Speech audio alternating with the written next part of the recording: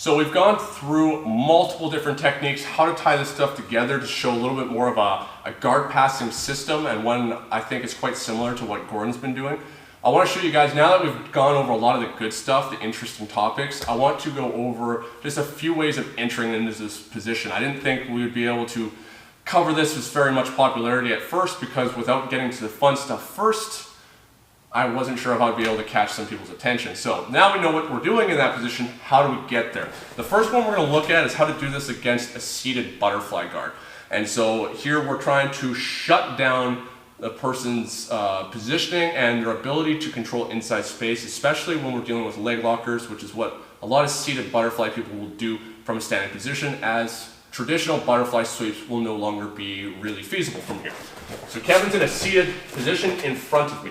What I want to do is I want to create a dominant angle. What I don't want is to be completely straight on to him, because he has the ability now to start accessing the inside space, and if he starts establishing shin-on-shin connection and stuff, he's able to now pull me into a single leg X by just kicking the leg up and entering into the position. We cannot allow leg lockers to ever get underneath us controlling that space. What I'm going to do is I'm going to take a cross step off to the side. Gordon Ryan actually teaches this exact same technique somewhere on YouTube or on the Google videos.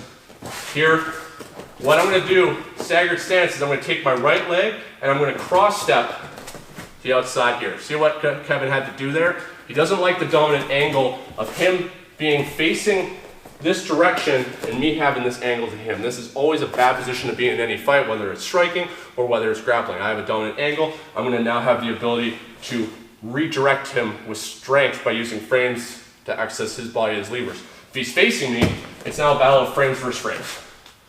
What I'm not doing, because it seems kind of weird to cross step like this, like it could be bad base, but I'm doing it outside of a range that he's not able to perform any kind of sweeps. I'm not trying to do one of those passes that you see like the Hoffman-Mendez guys do, in which Guy and Hoffman-Mendez are very good at this and they use it in a different context, but this stuff where stepping over and trying to pass the guard this way, which is not a very good way of doing it by itself. I'm stepping way outside this range here, so that Kevin's not able to actually access my legs as levers.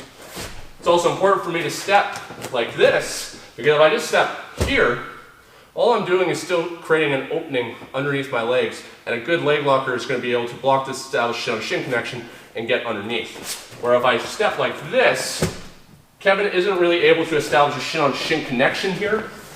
So we turn, because I've turned myself like this, if he establishes shin on shin, I'm technically starting to get outside of his hips, and if he tries to make anything happen from here, I'm able to quite easily cut past his hips.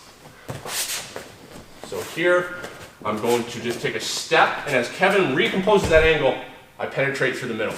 Our goal is to control inside space by stepping inside between his legs, so that we're controlling a bit of the inside space as well, or at least making it 50-50. Right now, Kevin is looking to control the inside space 100% for him. It's hard for me to just step in.